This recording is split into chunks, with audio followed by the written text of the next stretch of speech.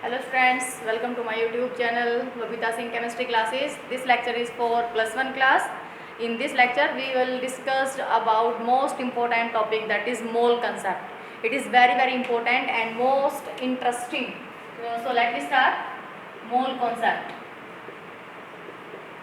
मोल, सबसे पहले हमें ये पता होना चाहिए कि जो मोल होता है वो क्या है। मोल हमने लास्ट में पढ़ा था, लास्ट लेक्चर के अंदर एटॉमिक मास और मोलिकुलर मास के बारे में पढ़ा था। उससे लास्ट लेक्चर में हमने फिजिकल क्वांटिटीज़ के बारे में पढ़ा था। तो मैंने आपको बताया था कि किसी भी सब्सटेंस के अंदर जो एंटिटीज़ होती हैं कि जो सब्सटेंस है वो कितनी एंटिटीज़ से मिलकर बना हुआ है, वो जो एंटिटीज़ होती हैं, ठीक है, पर्टिकुलर मेजर चीज़ के अंदर, तो वो क्या कहलाता है, मोल कहलाता है। मतलब मोल जो होती है वो मेजरिंग यूनिट होती है किसी भी एंटिटी को मेजर करने के लिए, कोई भी सब्सटेंस हो वो, ठीक है। और ये केमिस्ट्री के अंदर ज़्यादा यूज़ की जाती है, क्योंकि जैसे कि हम जानते हैं, देखो जनरली क्या बात है कि इसमें हमें पता है कि जैसे अगर हम मार्केट में जाते हैं और 1 डजन बोलते हैं, ठीक है, एक दर्जन में कितनी आइटम देता है वो 12, ठीक है। मतलब कि 12 चीज़ें ही होंगी, ये स्पेसिफिक है। जैसे 1 डजन की अगर हम बात करें तो वो कितना होता है, 12 आइटम के बराबर ही होता है। और अगर हम स्कोर की बात करें, 1 स्कोर की बात करें, तो उसमें कितने होते हैं, 20 आइटम्स होते हैं। तो ये सारी चीज़ें कैसी हैं, स्पेसिफिक है। 1 मीटर की बात करें तो इसमें कितने सेंटीमीटर हो जाएंगे, 100 सेंटीमीटर हो जाएंगे। तो ये अलग अलग क्वांटिटीज़ हैं, अलग अलग यूनिट्स हैं जो मेजर करने के लिए यूज़ की जाती है। इसी प्रकार केमिस्ट्री के अंदर जो यूनिट यूज़ की जाती है वो कौन सी होती है, मोल होती है, मोल, ठीक है। उसमें क्या है कि भाई कोई भी सब्सटेंस आपको गिवन होगा, ये सब्सटेंस है, ये वाला सब्सटेंस है, इसमें कितने एंटिटीज़ प्रेजेंट हैं, वो क्या कहलाता है, मोल कहलाता है। मतलब कि एंटिटीज़ का पता करना, वो क्या कहलाता है, मोल कहलाता है। तो मोल क्या है, मोल एक मेजरिंग यूनिट है जो हमें बताती है कि भाई किसी भी सब्सटेंस के अंदर कितनी एंटिटीज़ प्रेजेंट हो सकती हैं, ओके। नंबर ऑफ एटम्स कितने हो सकते हैं। अभी कहते हैं कि सिंपल एक साइंटिस्ट था एवोगैड्रो, उसने एक नंबर बताया था कि जो 1 मोल है ना, 1 मोल कितने एटम्स के बराबर होता है, 1 mole is equal to 6.022 into 10⁻23, ठीक है, पार्टिकल्स के बराबर होता है। मतलब कि किसी भी क्वांटिटी के अंदर अगर हम किसी भी चीज़ के बारे में 1 मोल की बात कर रहे हैं ना, तो 1 मोल किसके बराबर होगा, इतने पार्टिकल्स होंगे ही होंगे उसके अंदर। अब ये जो पार्टिकल्स हैं ये क्या क्या हो सकते हैं, ये इलेक्ट्रॉन भी हो सकते हैं, ये प्रोटॉन भी हो सकते हैं, ये न्यूट्रॉन भी हो सकते हैं, ठीक है, ये एटम्स भी हो सकते हैं, पार्टिकल्स मॉलिक्यूल्स भी हो सकते हैं, और क्या है, पार्टिकल्स आइंस भी हो सकते हैं। समझ में आई बात। तो मतलब 1 मोल जो है, 1 मोल किसी भी पर्टिकुलर केमिस्ट्री के अंदर जो भी सब्सटेंस यूज़ किया जाता है, किसी भी सब्सटेंस के अंदर, कि भाई 1 मोल अगर हम किसी की भी बात करेंगे ना, तो उसके अंदर इतने पार्टिकल्स तो होने ही चाहिए, इतने ही होते हैं, ठीक है। और ये पता लगाया गया था किसके द्वारा, मास स्पेक्ट्रोस्कोपी के द्वारा, ठीक है। मास स्पेक्ट्रोस्कोपी क्या है, मास स्पेक्ट्रोस्कोपी। और ये बहुत ही बड़ा नंबर है, इसलिए हम इसको सिर्फ कहाँ पे यूज़ करते हैं, केमिस्ट्री के अंदर यूज़ करते हैं। 10⁻23, ओके, 10⁻23 बहुत बड़ी यूनिट है ये। तो हम इसको डेली लाइफ में तो यूज़ कहाँ कर सकते हैं, किसी भी चीज़ को मेजर करने के लिए यूज़ नहीं कर सकते, क्योंकि बहुत बड़ी यूनिट हो जाती है। इसीलिए इसका यूज़ किया जाता है मास स्पेक्ट्रोस्कोपी से, ठीक है। मतलब मास केमिस्ट्री के अंदर यूज़ किया जाता है, उसको कहाँ से फाइंड आउट किया गया है, मास स्पेक्ट्रोस्कोपी से फाइंड आउट किया गया है, ओके। अगर ये कोई ये बोल दे कि भाई किसी सब्सटेंस को मेजर करना है, तो हर एक चीज़ का अपना अपना मेजरिंग डिवाइस है, ओके। कपड़े को मेजर करने के लिए, लेंथ को मेजर करने के लिए हम मीटर सेंटीमीटर का यूज़ करते हैं, मास को मेजर करने के लिए हम किलोग्राम का यूज़ करते हैं, टाइम को मेजर करने के लिए हम सेकंड का यूज़ करते हैं, और टेम्परेचर को मेजर करने के लिए हम केल्विन डिग्री सेल्सियस का यूज़ करते हैं। तो इसी प्रकार कि किसी भी सब्सटेंस के अंदर कितना अमाउंट प्रेजेंट है, कितनी एंटिटीज प्रेजेंट है, कितने पार्टिकल्स प्रेजेंट है, तो उनको मेजर करने के लिए हम किसका यूज़ करते हैं, 1 मोल का यूज़ करते हैं। तो केमिस्ट्री में जो भी सब्सटेंस है उसके अंदर जो हमें एंटिटीज का पता लगाना है कि इसके अंदर टोटल अमाउंट कितना प्रेजेंट है, तो वो किसके बराबर होगा, 1 मोल के बराबर होता है, ठीक है। जैसे ये चीज़ स्पेसिफिक है ना कि 1 डजन किसके बराबर होगा, 12 के बराबर होगा, 1 स्कोर किसके बराबर होता है, 20 आइटम्स के बराबर होता है। तो इसी प्रकार ये भी स्पेसिफिक है कि जो 1 मोल है वो कितने आइटम्स के बराबर होता है, 6.022 इंटू 10⁻23, ओके। और ये कैलकुलेट कैसे किया गया, मास स्पेक्ट्रोस्कोपी के द्वारा कैलकुलेट किया गया। तो 1 मोल की अगर कोई डेफिनेशन पूछे तो क्या होगी, 1 मोल की डेफिनेशन हम लिखेंगे, 1 मोल जो 1 मोल है उसकी डेफिनेशन क्या लिखोगे आप, 1 मोल क्या है, the number of entities which are present in, लिखेंगे the number of entities which are present in 12 gram of carbon 12 isotopes, ठीक है, आइसोटोप। ये कहता है कि कार्बन के मतलब हमने जो लिया था लास्ट में भी मैंने आपको बताया था कि एटॉमिक मास, किसी भी एलिमेंट के एटॉमिक मास को मेजर करने के लिए हमने रेफरेंस किसको माना था, कार्बन को। और कार्बन का भी कौन सा आइसोटोप, 12। तो कार्बन के 3 आइसोटोप हो सकते हैं, C12, C13, C14, लेकिन इनमें से फिर जो एवरेज निकाला था हमने वो कौन सा आया था हमारे पास, C12 आया था। ये कहता है कि C12 आइसोटोप जो है, मतलब कार्बन का जो 12 आइसोटोप है उसके 12 ग्राम के अंदर, तो कार्बन का जो एटॉमिक मास है वो कितना लिया था हमने, 12 ग्राम लिया था, ठीक है। 12 ग्राम के अंदर जितनी भी एंटिटीज प्रेजेंट होंगी ना, वो क्या होगी, 1 मोल होगी। वो क्या होगी, किसके बराबर होगी, वो 1 मोल के बराबर होती है। ध्यान रखेंगे आप कि मतलब इससे को रिलेट करना है। कार्बन 12 है, ये आइसोटोप है कार्बन का, उसका मास कितना होता है, एटॉमिक मास कितना होता है, 12 ग्राम होता है। ओके, तो 12 ग्राम के अंदर जितनी भी एंटिटीज प्रेजेंट होती हैं वो क्या कहलाती है, 1 मोल। तो इसके अकॉर्डिंग मेजर कर दिया गया, मतलब एक रेफरेंस तो हमें चाहिए ही था, ठीक है, अदरवाइज तो हम कैसे कैलकुलेट कर पाते हैं। और किसके द्वारा कैलकुलेट किया गया, ये मास स्पेक्ट्रोस्कोपी के द्वारा कैलकुलेट किया गया, ठीक है। तो एक सिंपल सी मैं आपको लाइन लिखवाती हूँ, वो आपको ध्यान रखनी है कि जो 1 मोल है वो किस किस के बराबर हो सकता है।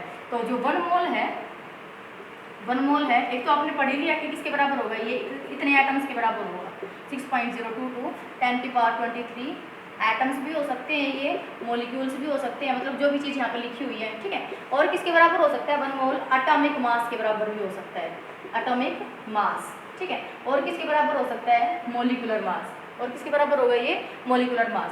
और किसके बराबर होगा ये, 22.4 लीटर ऑफ एनी गैस, ठीक है, of any gas at STP या MTP, ठीक है, स्टैंडर्ड टेम्परेचर प्रेशर या फिर नॉर्मल टेम्परेचर प्रेशर। मतलब 1 मोल जो है ना, वो उसके अंदर इतने एटम्स तो होंगे ही होंगे। अगर किसी भी सब्सटेंस की बात की जा रही है कि इसका 1 मोल, इस क्या 1 मोल है आपके पास, तो इसके अंदर टोटल एटम्स कितने होंगे, 6.02 × 10⁻23 एटम्स, इतने तो होंगे ही होंगे, ठीक है। और जो 1 मोल है वो किसके बराबर होगा, कोई भी एलिमेंट है उसका जो एटॉमिक मास है उसके बराबर होगा, या फिर कोई मॉलिक्यूल है उसके मॉलिक्यूलर मास के बराबर होगा, या फिर गैस के केस में ये फाइंड आउट किया गया कि जब हम नॉर्मल कंडीशंस लेते हैं, नॉर्मल कंडीशंस कौन सी, टेम्परेचर कितना होना चाहिए, 298 केल्विन होना चाहिए, और प्रेशर कितना होना चाहिए, 1 बार एटमॉस्फेरिक प्रेशर।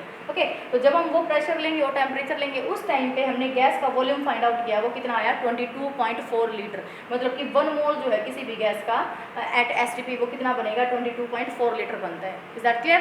तो यहाँ तक हमने सीख लिया ये कि 1 मोल क्या होता है कि भाई कार्बन 12 ग्राम के अंदर जितनी भी एंटिटीज प्रेजेंट होती हैं वो क्या कहलाती है, 1 मोल कहलाती है। और इसको हमने किससे फाइंड आउट कर रखा है, मास स्पेक्ट्रोस्कोपी से फाइंड आउट कर रखा है। बहुत बड़ी बड़ी मशीन्स होती है बेटा, ये हमारी डेली लाइफ में हम इनको नहीं देख सकते, लेकिन जो IITs होती हैं वहाँ पर ये जरूर प्रेजेंट होती हैं, ठीक है। तो वहाँ पे हमें सिर्फ इसको ध्यान रखना है कि 1 मोल जो है 6.02 × 10⁻23 particles electron proton neutron atoms molecules या फिर जो है आइंस हैं, कुछ भी हो सकता है। ओके, तो उसके अकॉर्डिंग हमें क्या कैलकुलेट कर सकते हैं, हम 1 मोल कैलकुलेट कर सकते हैं। तो आपने यहाँ से नोट डाउन कर लिया होगा, आगे चलते हैं। अब ये कहता है कि 1 मोल, अब एक न्यूमेरिकल देखते हैं, ठीक है, कि जैसे आपको पता है कि इलेक्ट्रॉन का मास कितना होता है।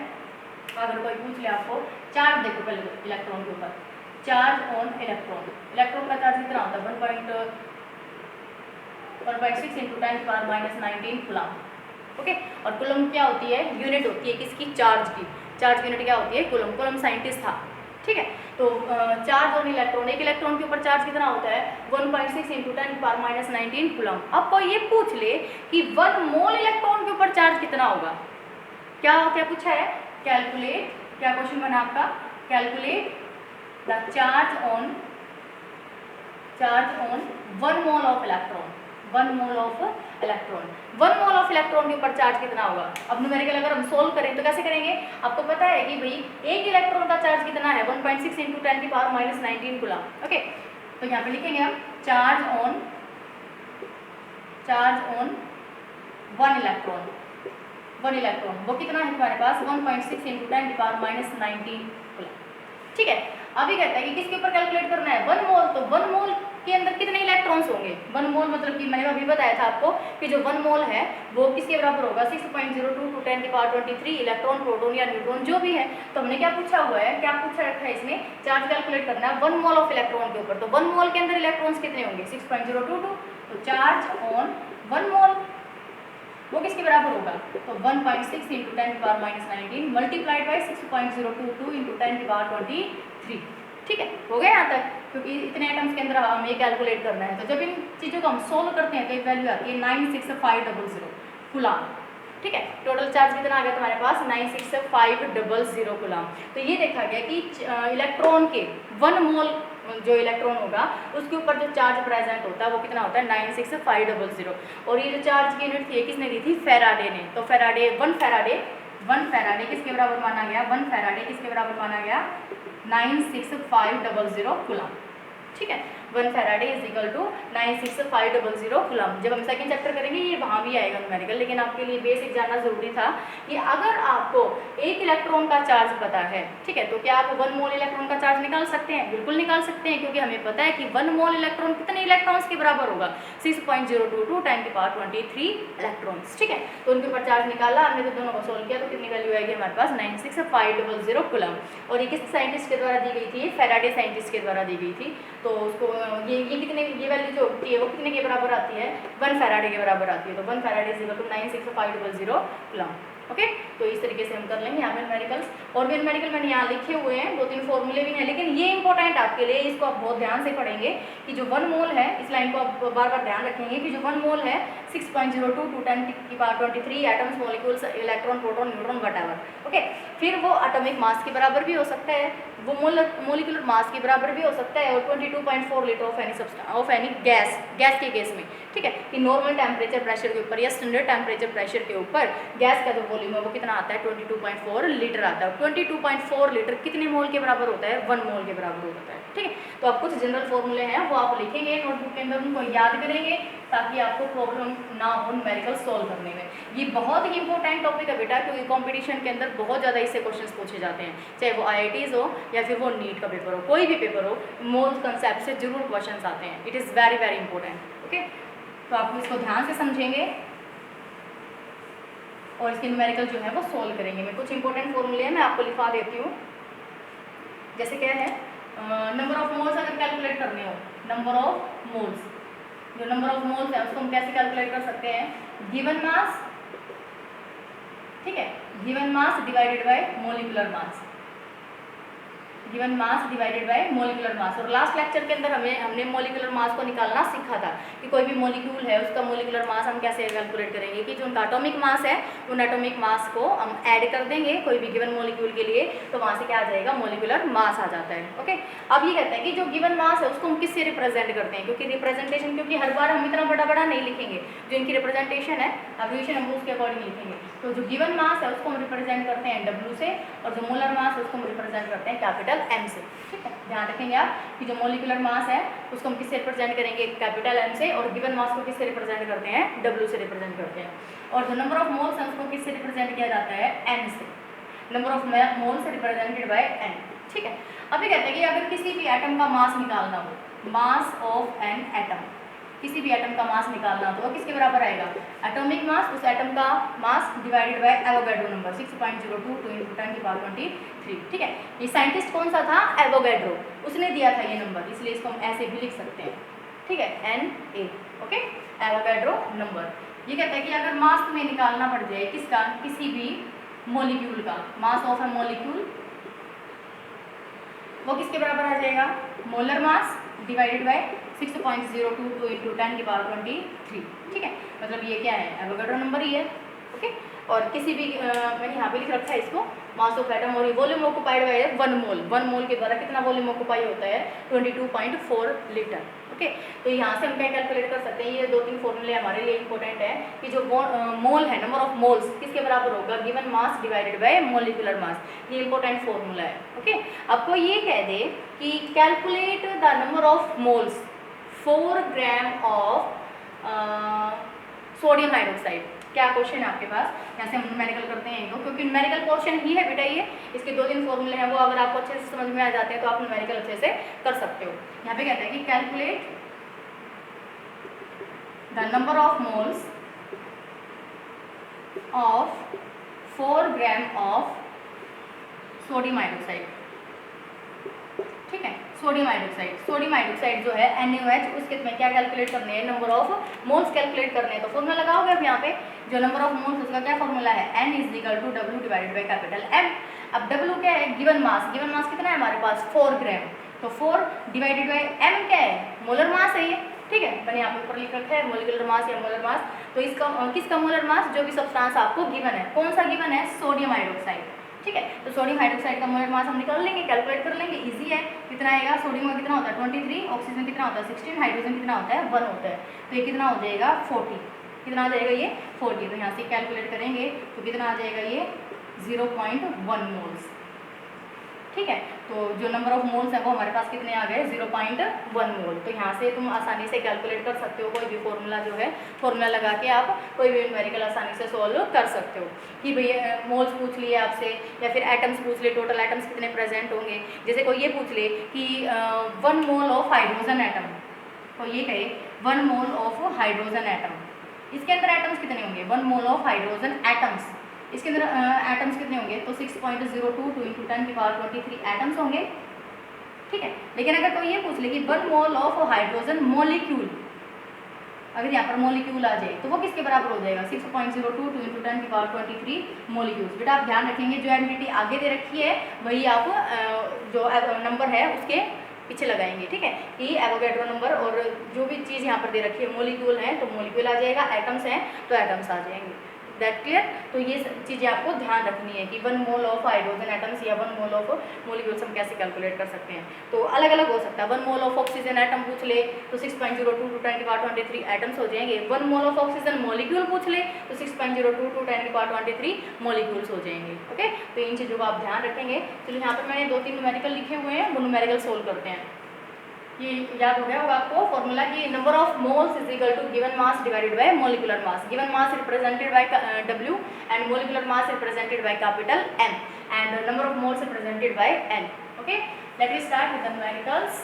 फर्स्ट न्यूमेरिकल क्या है, मैं आपको बोल के बता देती हूँ कि जो फर्स्ट न्यूमेरिकल है वो ये कहता है calculate number of atoms, number of atoms किसके अंदर इन 52 मोल ऑफ आर्गन, ओके। किसके अंदर कैलकुलेट करना है, ये आर्गन के अंदर कैलकुलेट करना है। तो आर्गन का हम एटॉमिक मास कितना ले लेते हैं 40, आर्गन का एटॉमिक मास जो होता है वो हम कितना ले लेते हैं 40 ले लेते हैं, ठीक है। लेते क्या है होता है, आर्गन का जो एटॉमिक मास होता है वो कितना होता है 40 होता है। तो आपको ये पता है कि 52 मोल ऑफ आर्गन, आर्गन है 52 मोल बोल दिया इसने, क्या बोला है 52 मोल ऑफ आर्गन। इसके अंदर आपको क्या कैलकुलेट करने हैं, एटम्स कैलकुलेट करने हैं। जबकि आपको 1 मोल के अंदर तो एटम्स पता है ना, आर्गन के 1 मोल के अंदर एटम पता है वो कितने होते हैं 6.022 × 10⁻23 एटम्स, ओके। तो ये लिखेंगे आप 1 mole has atoms is equal to 6.022 × 10⁻23। हो गए इतने एटम्स। कितने मोल के अंदर पूछा हुआ है 52 के अंदर पूछा हुआ है, तो 52 मोल हैज एटम्स 6.022 × 10⁻23 मल्टीप्लाइड बाय 52, ठीक है। इसको सोल्व करते हैं, यहाँ से क्या आ जाएगा आंसर आ जाएगा हमारा। तो आपको ध्यान रखना कि क्या चीज़ गिवन है उसको कैसे कोरिलेट कर सकते हैं। आपको पूछ लिया कि भाई नंबर ऑफ एटम्स कैलकुलेट करो किसके अंदर 52 मोल के अंदर, 52 मोल ऑफ आर्गन के अंदर। आर्गन तो एलिमेंट हो गया, ठीक है, आर्गन जो है वो एलिमेंट है। तो 52 उसकी 52 मोल दे दिए। क्या हमें 1 मोल के अंदर एटम्स नहीं पता, बिल्कुल पता है। किसके बराबर होते हैं उसके 6.022 × 10⁻23, मतलब 1 मोल किसी भी एलिमेंट का किसी भी हालत में है वो, लेकिन वो कितने के बराबर होगा, कितने एटम्स के बराबर होगा 6.022 × 10⁻23 एटम्स के बराबर होता है। 1 mole always equal to Avogadro number, remembered, okay. 1 mole is equal to 6.022 × 10⁻23 atoms हैं, मॉलिक्यूल्स हैं, इलेक्ट्रॉन्स हैं, प्रोटॉन्स हैं, न्यूट्रॉन्स हैं, आयंस हैं, whatever, but 1 mole is equal to Avogadro number. ये चीज़ आपको ध्यान रखनी है, ठीक है। तो 1 मोल हमारे पास एवोगैड्रो नंबर के बराबर था। कितने मोल में पूछा हुआ था 52 मोल के अंदर पूछा हुआ था। तो 52 मोल के अंदर क्या हो जाएगा, ये मल्टीप्लाई कर देंगे इसको, तो यहाँ से हमारे पास क्या आ जाएंगे नंबर ऑफ एटम्स आ जाएंगे। टोटल नंबर ऑफ एटम्स कितने प्रेजेंट होंगे किसके अंदर 52 मोल के अंदर, ओके। चलो नेक्स्ट करते हैं। सेकंड में क्या कहता है कि 4U ऑफ हीलियम, इसके अंदर एटम पता करने हैं आपको। आपको ये पता है कि 4U ऑफ हीलियम, ठीक है, इसके अंदर एटम कितने होंगे बेटा 1। आप ये चीज़ ध्यान रखेंगे कितना आइटम होगा इसके अंदर 1। यहाँ पर 4U दे रखा है, इनमें कोरिलेट करो बेटा 4U एंड 4 ग्राम, इनमें डिफरेंस है, ठीक है। 4U अगर कोई कह दे यूनिट, 4 यूनिट के अंदर एटम हीलियम का एटम कितना प्रेजेंट होगा, क्योंकि हीलियम का मास कितना होता है बेटा 4। ठीक है। और इसका एटॉमिक नंबर कितना होता है 2 होता है। हीलियम का एटॉमिक नंबर 2 और मास नंबर कितना होता है 4 होता है। तो 4 यूनिट के अंदर एटम्स कितने प्रेजेंट होंगे, ऑलवेज 1 एटम प्रेजेंट होगा। लेकिन 4 ग्राम के अंदर जो एटम्स प्रेजेंट होंगे वो तुम्हें कैलकुलेट करने पड़ेंगे। मतलब 4 ग्राम के अंदर जो एटम्स होंगे वो कितने होंगे 6.02 × 10⁻23। समझो इसको कैसे, 4U जो है 4 यूनिट के अंदर जो एटम्स होंगे वो कितने होते हैं 1 एटम ही होता है। लास्ट लेक्चर में हो चुका था ये। ओके, 4 ग्राम के अंदर एटम्स कितने होंगे 6.02 × 10⁻23, क्योंकि 4 ग्राम क्या है बेटा एटॉमिक मास, क्या है एटॉमिक मास। और आपको ध्यान हो मैंने नीचे लिखवाया था आपको, वो जो लाइन लिखवाई थी उसमें लिखा हुआ था कि जो 1 मोल होगा 6.02 × 10⁻23 वो बराबर होंगे is equal to atomic mass. तो एटॉमिक मास ये है तो ये किसके बराबर होगा 6.022 × 10⁻23। ठीक है, तो आप इन दोनों को समझ नहीं करेंगे, ध्यान रखेंगे कि अगर U आ जाए किसी भी एलिमेंट के लिए, जैसे ऑक्सीजन एलिमेंट है, ऑक्सीजन एलिमेंट का 16U आ जाए, ठीक है, और कोई पूछ ले 16U इसके अंदर एटम्स कितने प्रेजेंट होंगे 1 एटम होगा, अभी कितना होगा 1 एटम होगा। लेकिन अगर 16 ग्राम में पूछ ले, क्योंकि ऑक्सीजन का एटॉमिक मास कितना होता है, ऑक्सीजन जो होता है उसका एटॉमिक नंबर 8 होता है और मास कितना होता है 16 ग्राम के अंदर एटम्स पूछ ले तो वो कितने होंगे बेटा 6.02 × 10⁻23 ही होंगे, क्योंकि 16 क्या है एटॉमिक मास है किसका ऑक्सीजन का। ये चीज़ आप ध्यान रखेंगे बहुत अच्छे से, ठीक है। तो यूनिट, अगर यूनिट पूछी जाती है मतलब कि 16U मास लिख के और U लगा दिया, यूनिट लगा दी, तो सीधी सी बात है कि भाई यूनिट के अंदर तो कितने एटम प्रेजेंट होंगे 1, लेकिन ग्राम के अंदर कितने एटम्स प्रेजेंट होंगे 6.02 × 10⁻23 एटम्स प्रेजेंट होंगे। क्लियर हो गई आपको ये बात, ठीक है। चलो आगे चलते हैं। नेक्स्ट कहता है ये कि 4U ऑफ हीलियम है, इसके अंदर कितने एटम्स प्रेजेंट होंगे 1 एटम, हमें पता है। तो कितने के अंदर पूछा हुआ है इसने, कितने के अंदर पूछा हुआ है साइड 53 के अंदर पूछ रहा था, ठीक है। 53U of helium, 53U of helium इसके अंदर बताने थे आपको। तो इसके अंदर बताने थे तो हमारे पास कितना आ जाएगा, इसको क्या कर देंगे मल्टीप्लाई कर देंगे किससे 4 से, ठीक है। तो हमारे पास क्या आ जाएगा क्या आ जाएगा हमारे पास एटम्स आ जाएंगे, टोटल कितने एटम आएंगे। ओके, 4 ग्राम ऑफ हीलियम, ये तो हमें पता ही कि 4 ग्राम हीलियम के अंदर कितने एटम्स प्रेजेंट होंगे 6.022 × 10⁻23 इतने एटम्स ही प्रेजेंट होंगे। अब आगे देखो, calculate moles in the following, moles calculate करने हैं इनके अंदर, calculate moles in the following. तो मोल्स कैलकुलेट करने हैं, आप यहाँ पे लिख लो पहले स्टेटमेंट, क्या कैलकुलेट करना है मोल्स, कैलकुलेट मोल्स, ठीक है। मतलब कि n की वैल्यू फाइंड आउट करनी है, किसके लिए, फर्स्ट पॉइंट क्या दे रखा है इसमें 1.46 metric ton, 1.46 metric ton of aluminium, ठीक है, ऑफ एल्यूमिनियम। तो सबसे पहले आपको ये पता होना चाहिए कि जो एल्यूमिनियम है उसका एटॉमिक नंबर कितना और मास नंबर कितना है। एटॉमिक नंबर कितना होता है 13 और मास नंबर कितना होता है 27। क्लियर हो गई ये बात। तो यहाँ तक तो अब ये कह रहा है कि 1.46 मैट्रिक टन के अंदर आपको मोल कैलकुलेट करने हैं। फॉर्मूला लगाएंगे मोल का, मोल का फॉर्मूला क्या होता है, number of moles is equal to given mass, ठीक है, अपॉन में मोलिकुलर मास या एटॉमिक मास, एटम है तो एटॉमिक मास आ जाएगा। लेकिन ये जो गिवन मास है ये कितना है, कितना है ये 1.46 मैट्रिक टन्स, इसको हमें ग्राम में लेना है ऑलवेज। जो एटॉमिक जो गिवन मास होता है वो हमेशा किस में लेना है आपको ग्राम में लेना है। तो इसको पहले कन्वर्ट करो आप ग्राम के अंदर। तो कैसे कन्वर्ट करेंगे 1.46 1 मैट्रिक टन किसके बराबर होता है 10⁻³ kg। 1 मैट्रिक टन जो है 1 मैट्रिक टन जो है वो किसके बराबर होता है 10⁻³ kg, किलोग्राम के बराबर होता है। इसके ग्राम बनाएंगे तो क्या हो जाएगा, फिर से 1000 से मल्टीप्लाई हो जाएगा 10⁻6 हो जाएगा टोटल ये। तो 1.46 × 10⁻6 हो गई। और नीचे जो एटॉमिक मास है वो कितना होता है 27। इसको सोल्व करते ही हमारे पास क्या आ जाएगा आंसर आ जाएगा। फिर से सुन लो कि क्या कैलकुलेट करना था, मोल्स कैलकुलेट करने थे किसके अंदर 1.46 metric ton of aluminium. Okay, aluminium के अंदर एल्यूमिनियम कितना दे रखा है, एल्यूमिनियम हमारे पास क्या होता है 13 एटॉमिक नंबर होता है और मास नंबर कितना होता है 27। तो हम क्या कैलकुलेट करेंगे नंबर ऑफ मोल्स, हमारे पास फॉर्मूला पता ही है हमें, given mass divided by molecular mass या फिर एटॉमिक मास। एटम है तो एटॉमिक मास, मोलिक्यूल होगा तो मोलिकुलर मास आ जाएगा। ओके, तो n इज इक्वल टू पहले तो गिवन मास कितना दे रखा था 1.46 मैट्रिक टन। टन भी तो मास के लिए ही होता है ना, किस जो टन है वो किसकी यूनिट है, मास की ही यूनिट होती है। किलोग्राम है, टन है, क्विंटल होता है, 1 मन होता है, ठीक है। तो उसके अकॉर्डिंग तो अभी कहते हैं कि जो मेट्रिक टन है उसको तुम्हें किस में कन्वर्ट करना पड़ेगा, ग्राम में। मतलब हर एक यूनिट जो है वो हमें किस में कन्वर्ट करनी होती है, ग्राम के अंदर। अगर ऑलरेडी ग्राम में प्रेजेंट है फिर कन्वर्ट करने की जरूरत नहीं होती है, ठीक है। लेकिन जो गिवन मास हमेशा किस में होना चाहिए, ग्राम के अंदर होना चाहिए। और नीचे क्या आ जाएगा, atomic mass. Atomic mass aluminium का कितना होता है, 27। तो 27 से इसको डिवाइड कर देंगे, हमारे पास क्या आ जाएगा, आंसर आ जाएगा इसका। ओके, अगला देखो नेक्स्ट क्या है। नेक्स्ट क्या कहता है ये कि 7.9 milligram of calcium, 7.9 milligram of calcium, इसके अंदर भी मोल कैलकुलेट करने हैं आपको। किसके अंदर, 7.9 मिलीग्राम ऑफ कैल्शियम। फॉर्मूला लगाओगे आप, फॉर्मूला क्या बनेगा, N is equal to given mass divided by molecular mass या फिर एटॉमिक मास, ठीक है। गिवन मास कितना है, गिवन मास कितना दे रखा है इसने, 7.9 मिलीग्राम, 7.9 मिलीग्राम, ठीक है। अभी जो मिलीग्राम है आपको पता होना चाहिए कि जो 1 मिलीग्राम होता है वो किसके बराबर होता है, 10⁻³ ग्राम के बराबर होता है।